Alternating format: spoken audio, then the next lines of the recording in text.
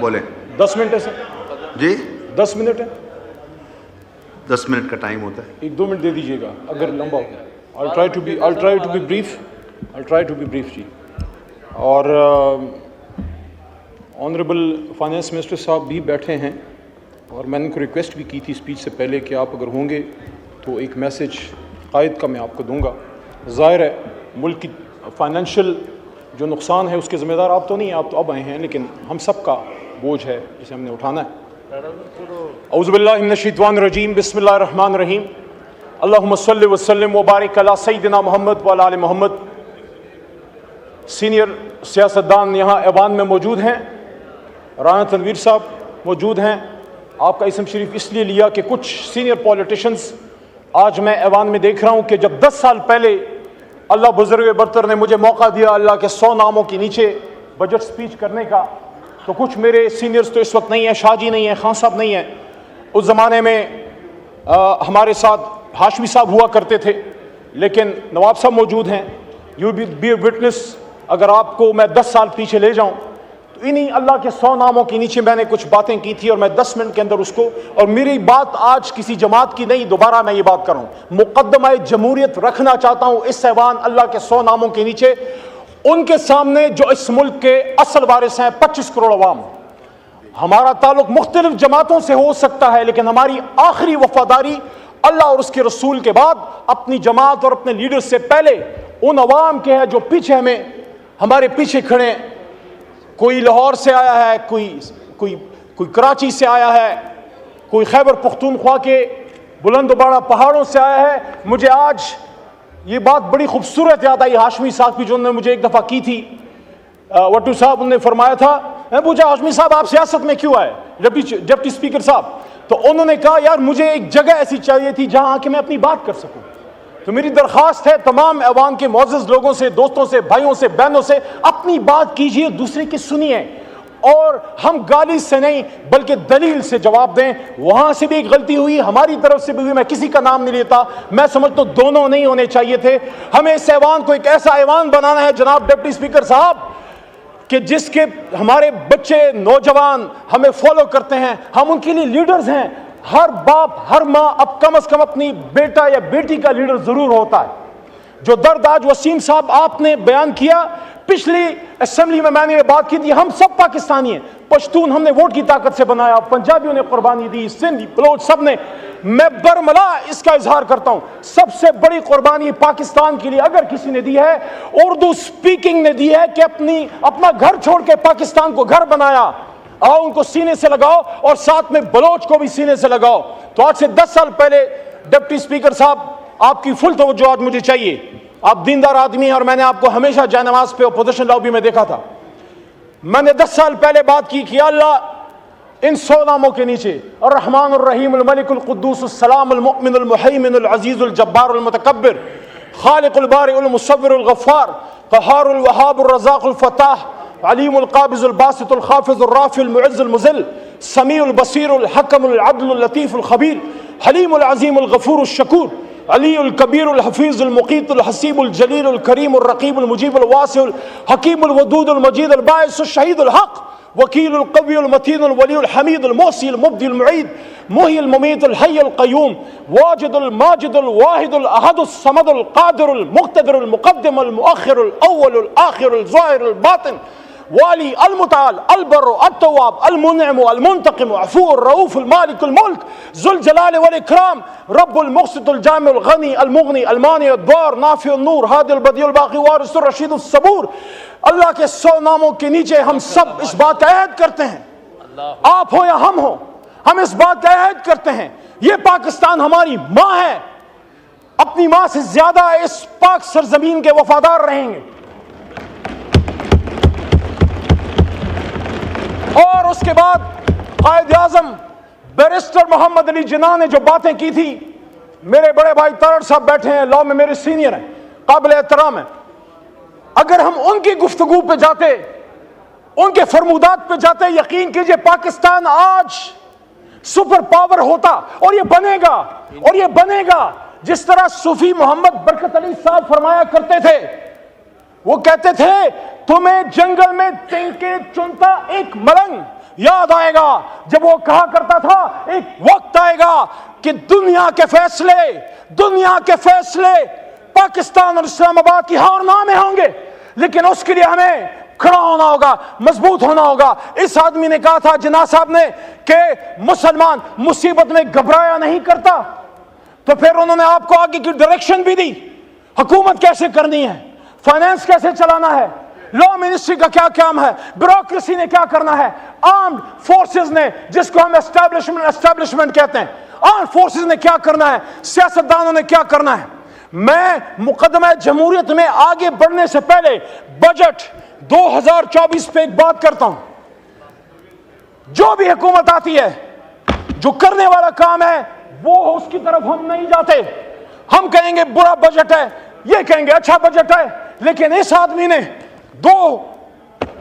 نے 1948 میں یہ بات کی تھی اسٹیٹ بینک آف پاکستان کو سپیچ کرتے ہوئے، کہا تھا، اور یہ بات پاکستان کی فائنانس منسٹری 75 سال سے اپنے ویب سائٹ پہ اپنے سینٹرل آفس میں جب Asad Umar minister for finance ہوا کرتے تھے، ہم جب جاتے تھے میں دیکھتا تھا وہاں بڑا لکھا ہے، ہمایوں صاحب اورنگزیب صاحب بڑا لکھا ہوا ہے، قائد اعظم نے سن 48 میں فرمایا، مفہوم ہے تقریباً، الفاظ ایسے ہی ہیں تقریباً، کہ I shall watch، state bank کو کہہ رہے ہیں کہ I shall watch with keenness the work of your research organization in devising the banking principle according to Islamic banking system، ایسا ہی ہے، اور اس میں وہ یہ بھی کہتے ہیں Honorable Finance Minister صاحب کہ the Western economic system has given the world nothing but 2 world wars۔ تو انہوں نے ہمیں راستہ کیا دیا، راستہ یہ دیا کہ آؤ دنیا کو ربا فری، سود سے پاک معیشت دیں۔ مسلمانان ہند نے جب پاکستان بنایا تھا لا الہ الا اللہ محمد رسول اللہ کے نام پہ، تو ہم نے دنیا کو جب ایک نئی ریاست دی، اللہ رسول کے نام پہ پہلی ریاست ہے اور شاید آخری ریاست، تو وہاں ہم نے دنیا کو اپنا اکنامک سسٹم دینا تھا۔ ہاں مشکل ہے اور جیسا مشکل ہے، لیکن سفر وہ جو نیلسن منڈیلا نے کہا تھا نا کہ journey of 1000 miles starts with a single step، let's take that step today from the National Assembly of Pakistan, my learned brothers and sisters۔ دوسرا، قائد کی بات تو بڑی ایک انسان کی بات ہے، اللہ کیا کہتے ہیں سورہ بقرہ آیت نمبر 276، الذين يأكلون الربا لا يقومون إلا كما يقوم الذي يتخبطه الشيطان من المس ذلك بأنهم قالوا إنما البيع مثل الربا وأحل الله البيع وحرم الربا فمن جاءه موعظة من ربه فانتهى فله ما سلف وأمره إلى الله ومن عاد فأولئك أصحاب النار هم فيها خالدون۔ مفہوم یہ ہے کہ جو لوگ سود کھاتے ہیں وہ اس جہان میں ایسے اٹھیں گے يتخبطه الشيطان من المس، جیسے ان کو if the evil has touched them۔ اور پھر آگے کیا کہتا ہے اللہ تعالیٰ، اللہ آگے آیت نمبر 276 میں کہتا ہے یمحق اللہ الربا ویربی الصدقات واللہ لا يحب كل کفار نثیم۔ اللہ ربا کو ختم کرتا ہے، سود کو ختم کرتا ہے، اور اللہ صدقات کو بڑھاتا ہے۔ اور آگے پھر اللہ کریم کیا فرماتے ہیں، یا ایھا الذین آمنوا اتقوا اللہ وذروا ما بقی الربا ان کنتم مؤمنین، اے ایمان والو اگر اللہ سے ڈرتے ہو تو ربا کو چھوڑ دو، سود کو چھوڑ دو۔ سارے بجٹ پھر آپ کی ملک و قوم کی ترقی کے بجٹ ہوں گے، چاہے نون بنائے، پیپل پارٹی بنائے یا ہم خان صاحب بنائیں۔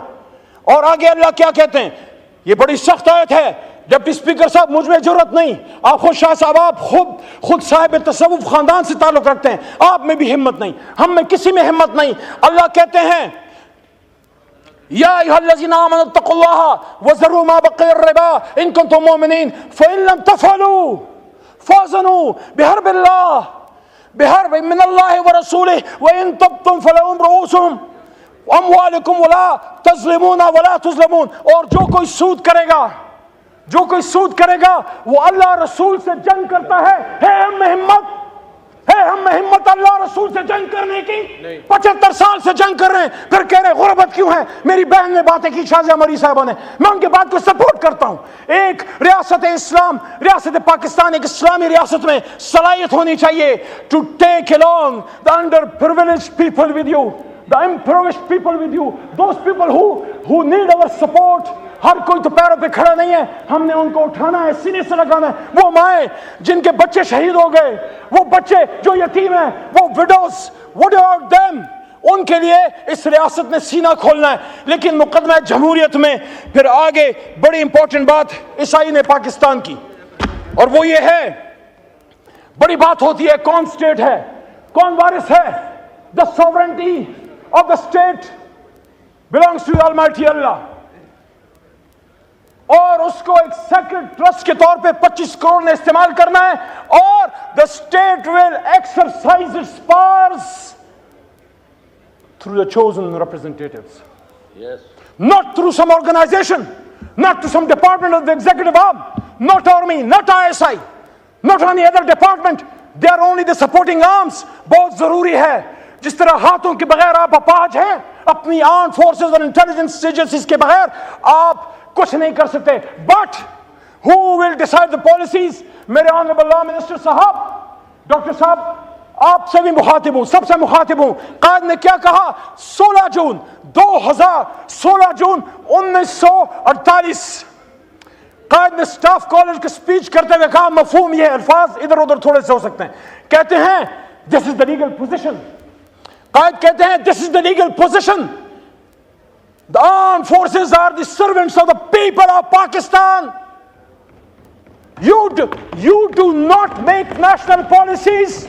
It is we the civilians who decide these issues, and you are supposed to fulfill those policies which are entrusted upon you. Qaid Azam Muhammad Ali Jinnah, speech to Staff College of Pakistan, Quetta.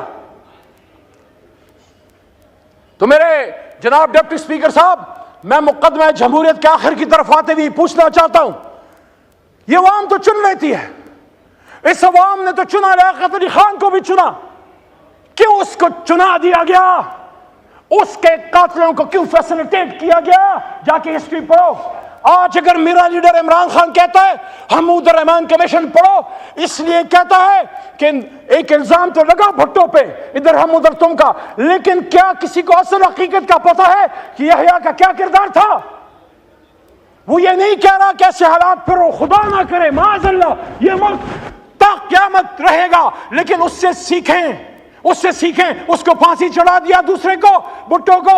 آج میں یہاں بطور سیاسی کارکن demand کرتا ہوں جناب deputy speaker صاحب, پاکستانیوں کو بتایا جائے ایک ایسی خاتون جو کھڑی ہو گئی, اس کو لیاقت باغ میں جب شہید کیا گیا, قوم کو بے نظیر بھٹو کے قاتلوں کا اصل چہرہ دکھایا جائے, اس پہ جوڈیشل کمیشن بنایا جائے. DGISPR صاحب, آپ کہتے ہیں judicial commission, yes, we are with you, make a judicial commission on 9th May. We want to know who were the people who committed that folly. جس نے بھی کیا ہے, ہم میں سے ہے, کسی اور میں سے ہے, میرا لیڈر تو اس وقت جیل میں تھا, حراست میں تھا, اس پہ جوڈیشل کمیشن بنائیں, لیکن جس نے کیا اس کو سزا دیں. میری بوڑھی ڈاکٹر یاسمین راشد کا کیا قصور ہے؟ آپ ہی کی طرح, ماں جی آپ ہی کی طرح کی وہ سینئر سٹیزن ہے, کورونا میں ہیرو ہے اس قوم کی. یاسمین راشد کے ساتھ ساتھ ہماری عالیہ حمزہ کا کیا قصور ہے؟ شاہ محمود قریشی کا کیا قصور ہے؟ ایک سینئر پولیٹیشن, پاکستان کے لیے جدوجہد کرنے والا, ریمنڈ ڈیوس کے معاملے پہ استعفیٰ دینے والا. میرے جناب ڈپٹی اسپیکر صاحب, میں آج اس ایوان میں کہنا چاہتا ہوں, میں سائفر کیس کے ایک دن رہا, میں عدالت جاتا رہا, عمران خان بری ہوا ہے. میں کہتا ہوں سائفر پہ جوڈیشل کمیشن بنائیں. اور جو بات محترم نواز شریف صاحب کے پرسنل ان کے ترجمان مسٹر محمد زبیر صاحب نے کی تھی کہ اس وقت آرمی چیف نے انہی کے ایک شخصیت لیڈر میاں صاحب کے الزام ہے, اس پہ بھی کمیشن بنائیں. میرا سوال یہ ہے, کب ایسا کیوں ہوتا ہے؟ ایک منتخب وزیر اعظم کے ساتھ ایسا کیوں ہوتا ہے؟ 88 میں جب بے نظیر صاحبہ کی حکومت آئی, 90 میں IGI کس نے بنائی؟ 90 میں IGI کس نے بنائی؟